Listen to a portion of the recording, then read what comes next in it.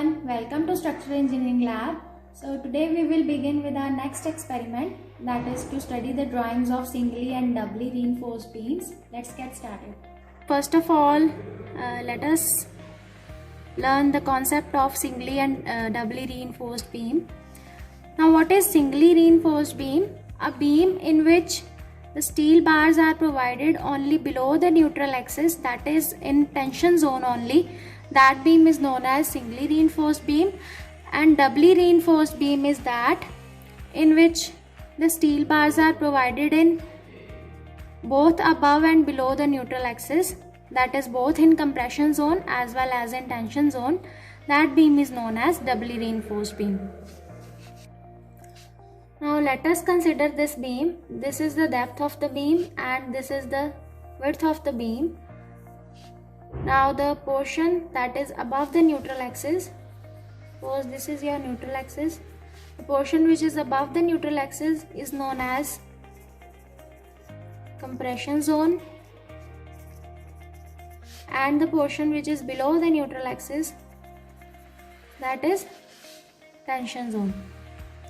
Now you know very well, concrete is weak in tension and strong in compression. So we have to provide the steel bars in the tension zone to resist the tensile stresses. In doubly reinforced beam, steel will be provided in both zones, that is tension and compression zones, and in singly reinforced beam, steel will be only provided in tension zone. Now let us discuss the concept of neutral axis. What is neutral axis? As I have discussed earlier, that one part, the upper part of the beam is in compression and the lower part of the beam is in tension. Now somewhere there is a section, or you can say there is an axis where all the stresses and strain value is 0. That section is known as neutral axis of the beam, and the depth of the neutral axis from the extreme fiber of the compression zone is known as distance of neutral axis and is denoted by x. Now depending upon the depth of the neutral axis from the compression fiber, there are three types of sections in the beam. First one is balance section, second is under reinforced section, and third is over reinforced section. Now what is balance section? In balance section, the depth of neutral axis, that is XU, is equal to the maximum depth of neutral axis, that is XU max, or you can say XU limiting. And in under reinforced beam, the depth of neutral axis is less than the maximum depth of neutral axis. And in over reinforced beam, the depth of the neutral axis is more than the maximum depth of the neutral axis.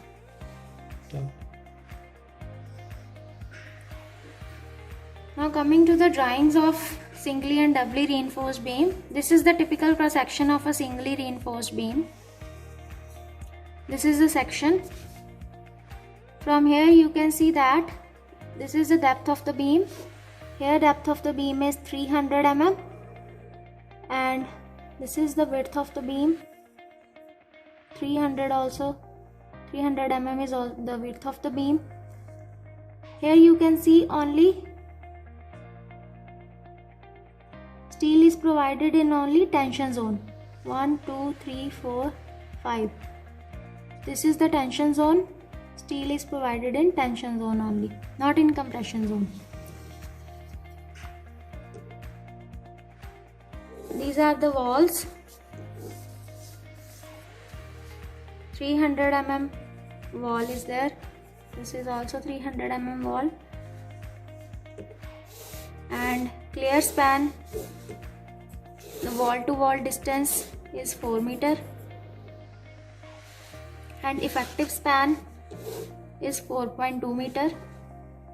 Now end cover is the distance of the steel from this point is known as end cover. Now stirrups are also used in this. These are the vertical stirrups. 6 mm dia at the rate 250 mm cc. It means the diameter of the bars used in stirrups is 6 mm and center to center spacing of the consecutive bars of stirrups is 250 mm. Also, there is a clear cover of 25 mm provided from both sides. Anchor bars are also used. 210 mm dia means 2 number of bars having 10 mm diameter. This is the L/7. This is provided on both the sides so as to resist the shear force.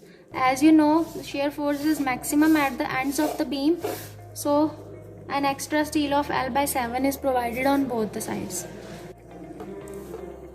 Now coming to the drawing of doubly reinforced beam. This is a typical cross section of a doubly reinforced beam. Here you can see its section. This is the depth of the beam. This is the width of the beam. This will be the neutral axis. Upper portion is compression zone. Lower portion is tension zone. Here you can see the steel is provided in both the zones. This is tension zone and this is compression zone. So in both the zones, steel is provided. This is the basic difference between singly and doubly reinforced beam. Rest of the things are almost same. The clear cover, end cover, stirrups, L/7. So this is all about the singly and doubly reinforced beam. Thank you.